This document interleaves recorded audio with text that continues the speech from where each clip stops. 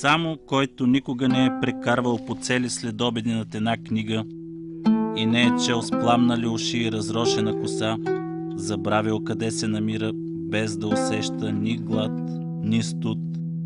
Само който никога не е чел на светлината на фенерче, завит през глава с одялото. Само който никога не е проливал явно или тайно горчиви сълзи, защото една прекрасна приказка е свършила и трябва да се раздели с героите, с които е преживял толкова приключения, които е обичал и на които се е възхищавал, за които е треперил и се е надявал, и без които животът му се е струвал празен и безмислен. Само който никога не е изпитвал подобно нещо, вероятно не ще проумее онова, което направи сега Бастиан.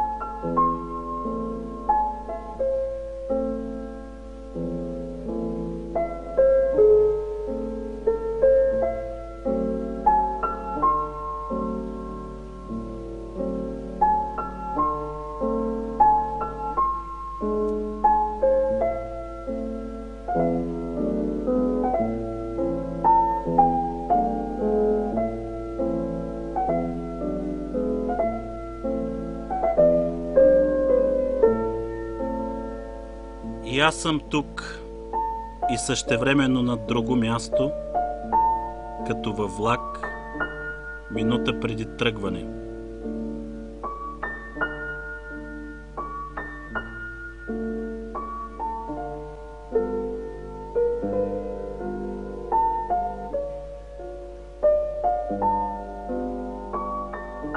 В този миг очите на мама почиват върху мен. Тези очи, внимателни и нежни, питат мълчаливо: какво те тревожи, синко? Остана нищото, и казвам. И то расте, расте. Аз трябва да го победя. Разсъмва се. Нощта едва си тръгва. Утрото не е дошло.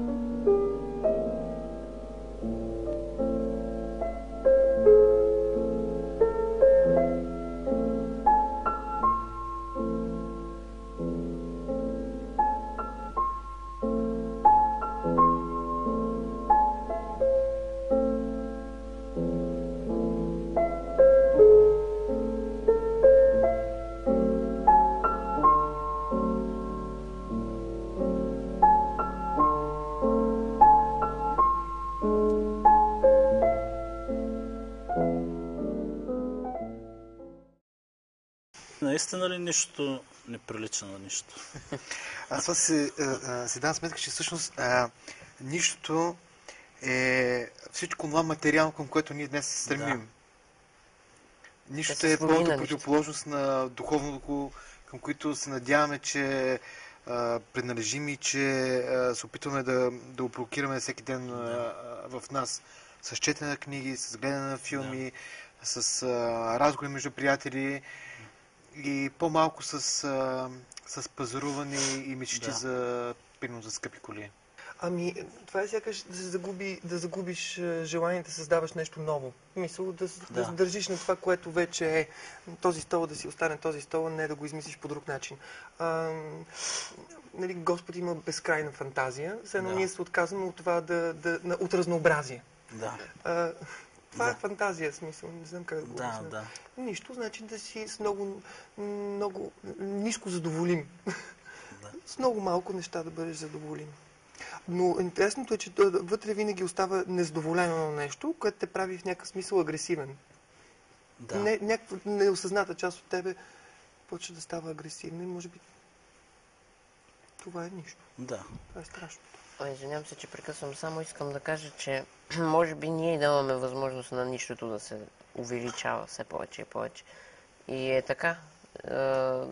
Ако ние възпрем нищото, то наистина ще изчезне. Или поне няма да изчезне напълно, но ще се отдалечи повече от нас. Докато ние с нашето невежество му даваме възможност да ни привлича към себе си и да ни залива от всякъде. Виж, то невежеството е чудесно състояние човешко, което прави човек контролируем. Т.е. да може да бъде лесно контролиран.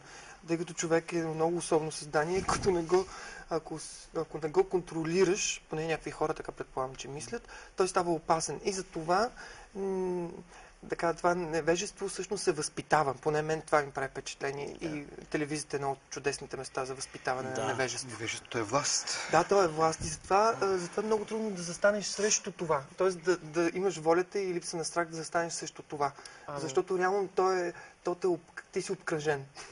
И както се казваше в една книга, т.е. в една мисъл от книгата на Приказка без край, че в който е контрол, в него и властта.